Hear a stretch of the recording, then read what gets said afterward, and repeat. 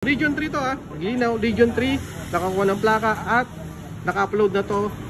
Bukas din po, naka-upload na yan. Kaya hindi mo na kailangan pumunta sa mga region or sa mga district office o sa mga LTO para magpa-upload. Kasi po sila ay nagpa-upload. So nagtatanong o sa Hello and good morning mga kaibigan natin, mga tropa natin. Okay, ito mga kaibigan, merong certificate na binigay syempre ni LTO yan.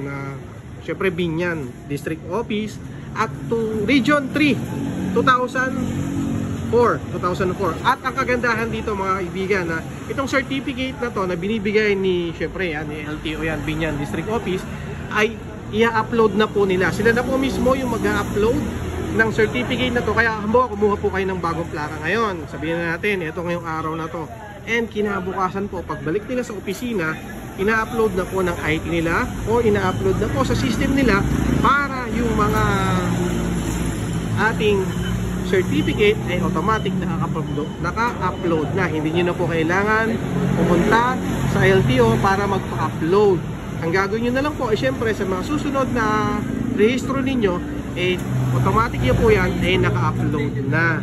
Okay, so yan mga kaibigan, para sa mga bagong followers natin. Kasi dati, totoo naman, yung dati, hindi pa po nila na-upload.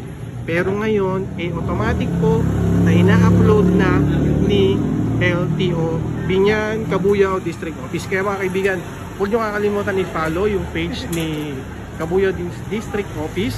Araw-araw po, mayroon silang harapan. Ayan. Siyempre yung page nila, huwag nyo kakalimutan i-follow. Lagi yung sinasabi sa inyo, i-follow nyo po lagi yung page ni LTO. Okay? And yung mga plaka po natin na 2017, ayan, 2017 pababa, nakakakuha po ng plaka tulad dito.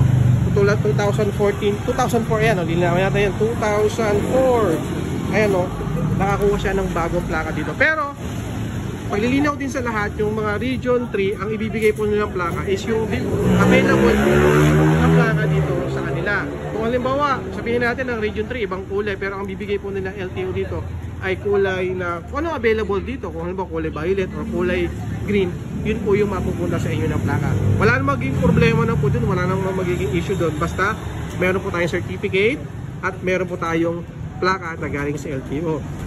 Palala ko lang din, may nag-message sa atin na paano malaman kung legit yung plaka na napapunta sa kanila. Kasi mga ibigan, kung sa LTO mo talaga kinuha yan, automatic legit yan. Tingnan nyo, meron pa siyang selyo ni LTO.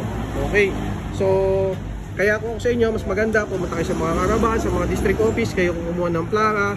Yung mga 2018 pataas, paglilinaw ko din sa inyo lahat, lagi ko sinasabi na sa mga regional or dun sa mga district, sa mga regional or sa dealer nyo makukuha or sa marketing makukuha yung mga plaka ng 2018 pataas. Yung 2017, 2014, mga 90% makukuha mo sa mga karaban. Yung 2013, magdidepende pa rin po tayo sa mga LTO tracker. Kapag wala pong plaka, lilinawin natin yan yung 2013, pag walang plaka sa LTO tracker, ito po ay makukuha nyo sa mga karaban. Pero pag meron pong plaka, papadeliver nyo na lang po yun. Okay, so mga kaibigan, ito, huwag nyo kakalimutan ulit i-follow si LTO Cabuyao Binyan District Office.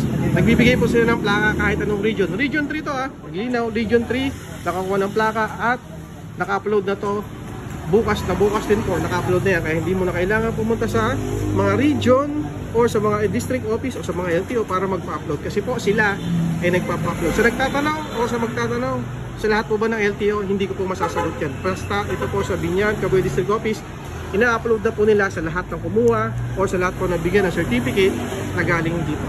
Okay, yun lang. Maraming salamat. Kita-kits po tayo sa mga ibang karaban natin. Bye-bye. Thank you.